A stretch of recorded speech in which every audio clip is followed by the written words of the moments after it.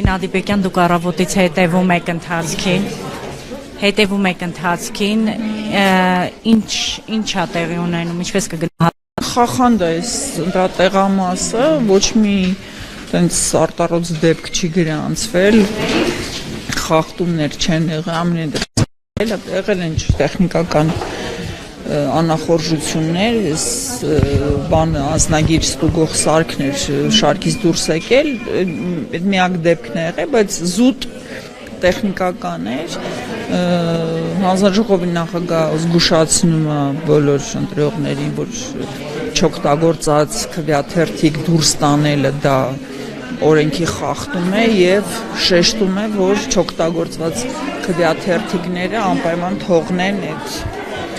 ընտրախուցի հատուկ sense արկղ կա, այդ արկղի մեջ են լցնում, հետո դա հավաքվում է բաների մեջ։ Հիմա մոտ երևի 300 պլյուս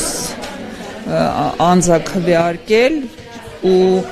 ժամը 14:30-ի համար դա շատ քիչ է, որովհետև 1830 քվեարկողից ընդամենը մոտ 400-ն են դեռ եկել, դա շատ ցածր թիվ է, հուսանք մինչև երեկո բան կանենք, այդ թիվը մի քիչ կաճի էլի,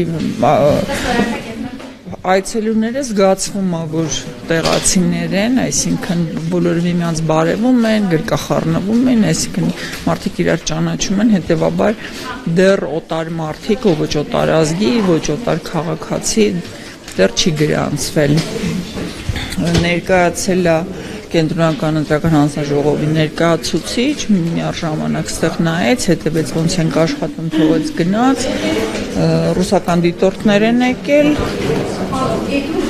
ու այսքանը։ Գենադի Բեկյան, մենք քիչ առաջ Տիկին Մելոյանի հետ էինք զրույցում, ինքը ասեց ԿՀ-ից դիտորդների անձնական տվյալներ են ուզում, հնարավոր է ձեզանից։ Չէ, ես ընդհանրապես բեյջի վրա կարդացի, որ նա կենտրոնական ընտրական հանձնաժողովից է, բայց քանի որ տեսողությունս այդքան լավ չի, այդ մանր տառերը չկարողացա կարդամ ինչ է անունը։ Չէ, բայց զգացվում էր, որ նա պաշտոնի անձ էր, իր ամբողջ կեցվածքով, բանով, երկու հոգի էին, կին տղամարդ, խաղաղ, ոչ մի տենց ագրեսիա, ոչ մի խոչընդոտ, ես չգիտեմ, այնտեղ պարտադրում, դեռ չի գրանցվել, հուսանք չի գրանցվի, մինչև օրվա վերջ ավարտենք, այսօրն էլ փակենք գնանք։